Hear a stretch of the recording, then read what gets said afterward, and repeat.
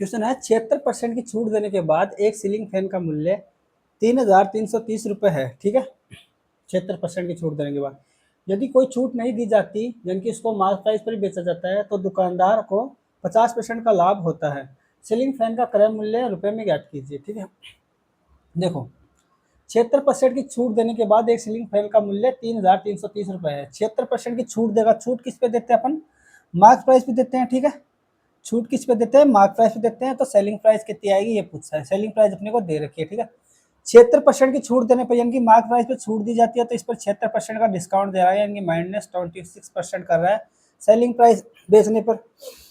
अगर अपन mark price उसकी 100x मान ले, ठीक है, मार्क प्राइस पर 76% की छूट दे रहा है तो 76% की छूट देंगे इस पर तो कितना बचेगा? 24% बच जाएगा। 24% 100%, 100x का 24% करेंगे तो कितना आएगा? 24x आएगा। ठीक है, और 24x की वैल्यू अपने पास कितनी आ गई? ये दे रखा है ना, एक सीलिंग फैन का मूल्य 3,330 रुपये यानी कि 24x की वैल्यू ही 3,330 रुपये हो जाएगी। ठीक है, ये बोला 76% की छूट देने के बाद छूट किस पर दी जाती है? मार्क प्राइस पर दी जाती है। मार्क प्राइस अपने 100x मानी है, इस पर 76% की छूट देंगे यानी कि 76% की छूट देंगे तो 100 में से 76 गए यानी 24% में बेच रहा है, मतलब सेलिंग प्राइस क्या है? 24%। इसका 24% करेंगे 100x का, ये जो 100x है इसका 24% निकालेंगे। 24% मतलब 24/100। ठीक है, 100x इंटू 24/100 ये होता है। ठीक है, ये दो बिंदु से ये दो बिंदु कट जाएगा, कितना आ जाएगा? 24x आया यानी कि सेलिंग प्राइस क्या है? 24x आई। 24x आई यानी कि अगर मार्क प्राइस 100x है तो सेलिंग प्राइस 76% छूट देने पर 24x आएगी। और सेलिंग प्राइस अपने को सीलिंग फैन की दे रहे 3,330 रुपये यानी कि 24x की वैल्यू 3,330 रुपये के बराबर है। ठीक है, यदि कोई छूट नहीं दी जाती यानी कि मार्क प्राइस पर अगर ये छूट नहीं दी जाती यानी कि मार्क प्राइस पर उसे बेचा जाता है तो दुकानदार को 50% का लाभ होता है। अब वो बोल रहे हैं मैं कोई छूट देना नहीं चाहता, अगर वो छूट नहीं देगा तो यानी कि वो मार्क प्राइस पे बेच रहा है। अगर मार्क प्राइस बेचेगा मतलब सेलिंग प्राइस क्या हो जाएगी उसकी? ये बोल रहा है कि सेलिंग प्राइस उसकी क्या होनी चाहिए? 100x ही होगी। ठीक है, अगर कोई मार्क प्राइस अगर 100x है, इस पर कोई छूट नहीं दे रहा है, डिस्काउंट बिल्कुल भी नहीं दे रहा, तो मार्क प्राइस ही क्या हो जाएगी? सेलिंग प्राइस हो जाएगी यानी कि वो अब 100x में ही बेच रहा है। ठीक है, बेचने पर उसे दुकानदार को 50% का प्रॉफिट होता है और बेचने पर उसे 50% का प्रॉफिट होता है। इनकी कॉस्ट प्राइस क्या होगी? बेचने पर उसे किसका प्रॉफिट हो रहा है?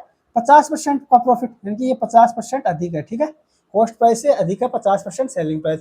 अपने को पता है, सूत्र पता है, सेलिंग प्राइस बराबर होता है cost price into 1+R/1+P, profit आएगा ना, 1+P/100।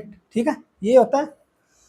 कॉस्ट प्राइस कितनी है अपने को ज्ञात करनी है कॉस्ट प्राइस, तो ठीक है, सेलिंग प्राइस दे रखी है 100x दे रखी है। ठीक है, यहाँ से अपन 100x सेलिंग प्राइस से 50% प्रॉफिट है, इससे कॉस्ट प्राइस निकाल सकते हैं। ठीक है, कॉस्ट प्राइस निकाल लेते हैं और आगे अपने को क्या पूछा? सीलिंग फैन का क्रय मूल्य ही पूछा है तो कॉस्ट प्राइस अपन ज्ञात कर सकते हैं। देखो 1+P बराबर कितना है? 50% है तो 50/100 ये आ गया। ठीक है, 50 से कम 50, 50 दूनी 100, 1/2 मतलब ये क्या आ गया?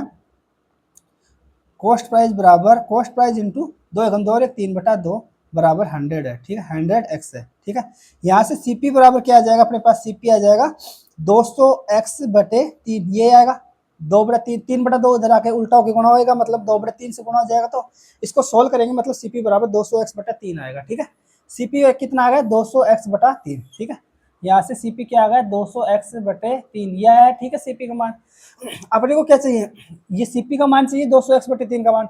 अगर 24x का मान 3330 है तो x की वैल्यू कितनी हो जाएगी? यहाँ से x की वैल्यू हो जाएगी 3330/24 आ जाएगी। ठीक है, अपने को 200x/3 की वैल्यू चाहिए, दोनों तरफ 200/3 से गुणा कर देते हैं। ठीक है, 200/3 से मल्टीपल कर देंगे तो इधर तो आ जाएगा 200x/3 जो कि किसके बराबर है? CP के बराबर है। ठीक है, ये अपने को ज्ञात करनी है, CP के बराबर होगा 3,330/24 इंटू 200/3। ठीक है, ये ज्ञात करना था अपने CP।